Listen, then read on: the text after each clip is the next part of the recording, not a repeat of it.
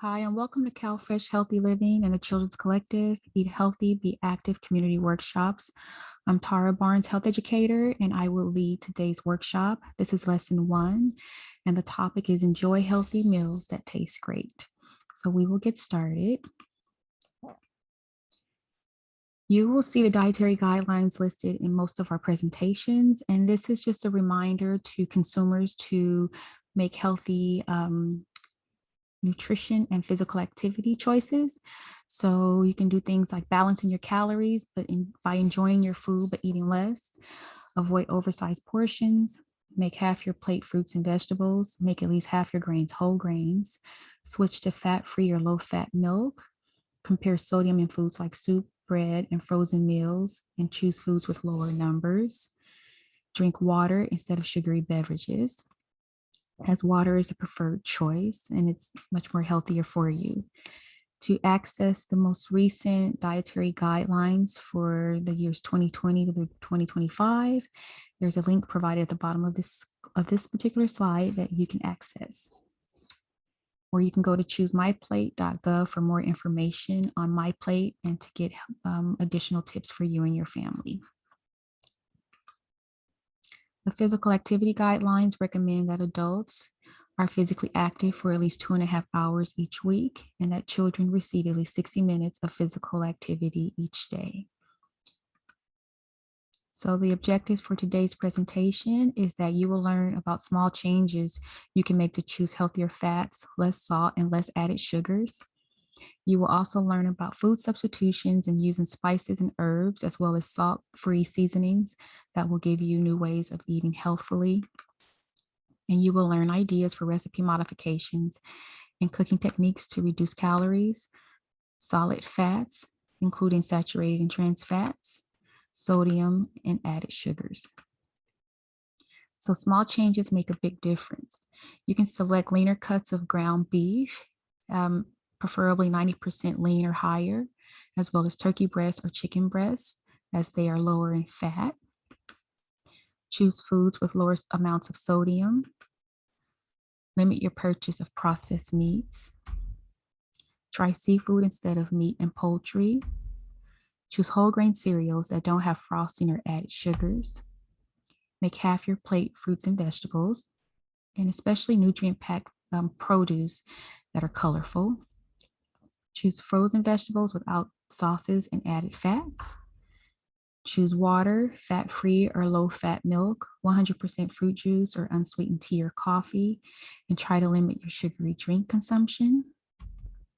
And instead of eating big desserts, try pieces of fresh fruit or frozen fruit bars as all healthy alternatives. So here are some tips for healthy choices. For sodium, we should consume less than 2,300 milligrams daily. However, there's some populations that are recommended to reduce their sodium intake to 1,500 milligrams a day, and that will be discussed in just a bit. But on average, we should consume less than 2,300 milligrams a day. And a way that we can do that is by choosing low sodium or no salt added canned goods, for example. For our dietary cholesterol, we should have less than 300 milligrams per day.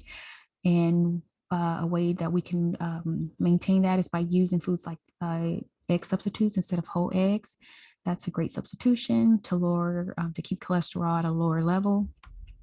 Saturated fats, we should have less than 10% of our daily calories come from saturated fats. And some ways we can do that is choose lean meat and fat-free or low-fat dairy products instead of choosing whole or 2% dairy foods.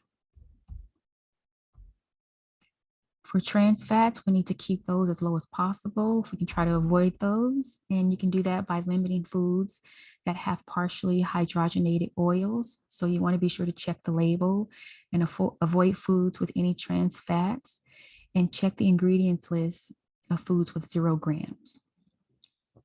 You also want to reduce your intake of added sugars, and you can do that by choosing foods with little or no added sugars. So you can choose fresh fruit, in place of a sugary dessert.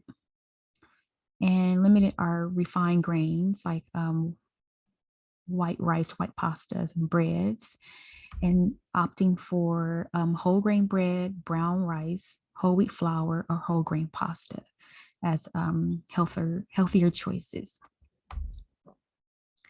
So if you look at this slide, on the left shows items that that may be typically purchased, and then on the right side is alternatives that could be healthier ways to eat similar foods.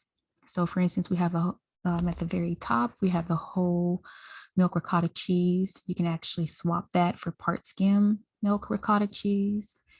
I'll just skip down. I skipped the slide. For oil shortening and lard or for pan cooking, you can opt for nonstick cooking spray for stir frying or sauteing. If you use frosted cakes or pound cakes, maybe switch to angel food cake or gingerbread, as they're a little lighter than the typical cakes. Even for regular ground beef, there's extra lean ground beef or lean ground turkey. So this just gives you some ideas on ways that you can get healthier versions of typical foods that we tend to consume. So you want to also focus on reducing your sodium intake, as too much sodium can increase your blood pressure and your risk for heart attack and stroke. The majority of sodium we consume is from our processed meats or foods, as well as restaurant foods. The average sodium intake for Americans over the age of 2 is approximately 3,400 milligrams per day. However, the dietary guidelines recommend that we reduce our sodium intake to less than 2,300 milligrams of sodium per day. Children and those in the following population groups should reduce their intake to 1,500 milligrams of sodium per day, which is what I mentioned in the previous slide. And those populations are those who are 51 years of age and older, those who are African American, those who have high blood pressure, those with diabetes, and those who have chronic kidney disease.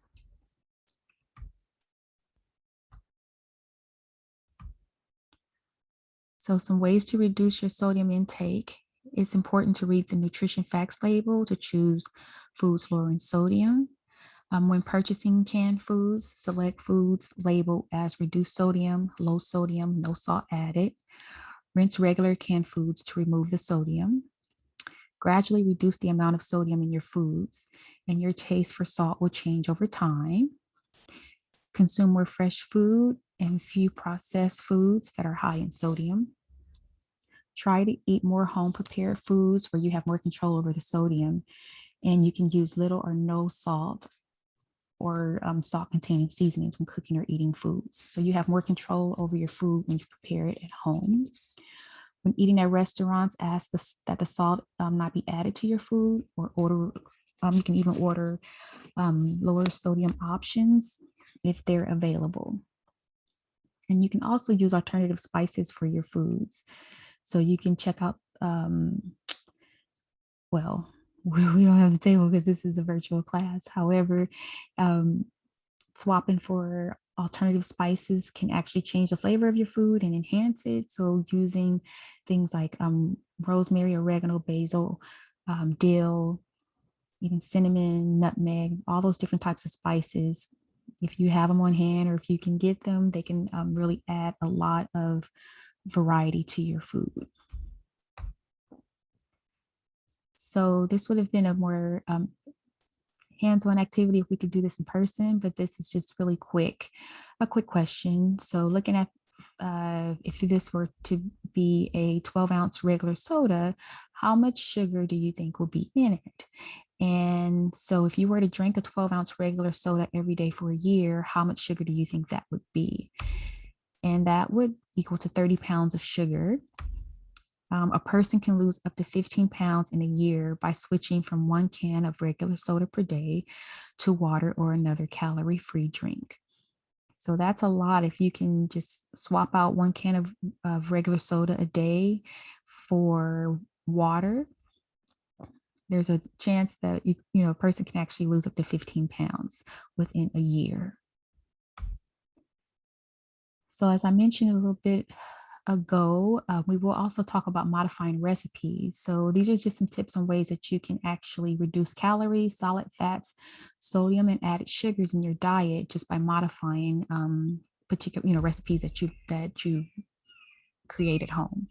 So you can cook with low-fat methods such as baking, broiling, boiling, or microwaving rather than frying. Season foods with herbs, spices, lime or lemon juice, and vinegar rather than salt. You can use oils and spray oils instead of solid fats like butter or margarine. Increase the amount of vegetables and or fruit in a recipe. However, remember you want to fill half of your plate with fruits and vegetables. Also take the skin off of any of your poultry like chicken or turkey before you cook them, as the skin tends to have the most amount of fat or cholesterol. Reduce the amount of sugar by 1/4 to 1/3. So for an example, if you have a recipe and it calls for 1 cup, instead reduce it to 2/3 cup. To enhance the flavor, when you have to reduce your sugar, you can add things like vanilla, cinnamon, or nutmeg to flavor your foods. And this slide shows a recipe makeover, and it was for a typical lasagna, like a basic lasagna recipe. So on the left side, you see the original ingredients for this lasagna. And on the right side, it shows the substitutions. So by swapping out your whole grains from refined lasagna noodles to whole wheat lasagna noodles, you're increasing your whole grain intake. For your ground beef, you are lowering it if you purchase extra lean ground beef instead. I'll skip down to even the sodium. By omitting the salt, you can actually lower your sodium intake. And for your fat, if swapping out some of these cheeses that's listed here, like ricotta, Monterey Jack, and Parmesan, you can still get those or eat those in lower fat quantities. So by swapping for part skim or reduced fat cheeses, you can still have your lasagna recipe, but it will be on the healthier side. So again, here's a reminder for the physical activity guidelines of being physically active daily. So you want to engage in moderate to vigorous physical activity if you can. Moderate activities, things like walking briskly, biking on flat ground, line dancing or gardening. If you choose to do any of the moderate activities, it's recommended that you do 2.5 hours a week. If you engage in vigorous physical activity like jumping rope, playing basketball or soccer, swimming or aerobic dance, opt to do these for about 1 hour and 15 minutes each week. You can combine moderate and vigorous activities. In general, 1 minute of vigorous activity is equal to 2 minutes of moderate activity. And again, children should get at least 60 minutes of physical activity each day. So we're ending our presentation, and here's a tip for you, and that is to limit screen time. Limit the amount of time you spend watching TV and other media such as video games. And this is especially important for children and adolescents as they are growing and developing. So they need to be able to move around and burn off energy. Use this time that, or any time that you do watch TV to be physically active, even while you're watching TV. So you can be doing some, yoga or aerobics even while you're watching TV. We also end our presentations with 10 tips from my plate. And so this one just gives you a good overview of some things that you can do that we've actually covered in this presentation, but just reminders and ways that you can do things. It also lists some links that you can access for more information. So again, balancing calories, enjoy your food, but eat less. So avoiding oversized portions, eat foods, eat more fruits and vegetables, whole grains, and fat-free or low-fat milk. Make half your plate fruits and vegetables. Switch into fat-free or low-fat milk. Foods, you want to reduce foods that are high in fats like cakes and cookies and candies and pizza and all of that, all of the kind of fast foods that people tend to consume. Compare sodium in your foods, and then drink more water instead of sugary beverages. And we just leave with this for something for you to try at home. Try modifying a recipe to make it lower in solid fats, and that's saturated and trans fats, as well as sodium and added sugars, and reduce the amount of screen time and increase your physical activity. So we are at the end of the presentation, and we also include this slide within our lessons, and this is the Injustice for All discrimination complaint access form. If you need to access it, there's information listed here. And I hope you join us for the next presentation. And until then, I wish you a good day. Thank you.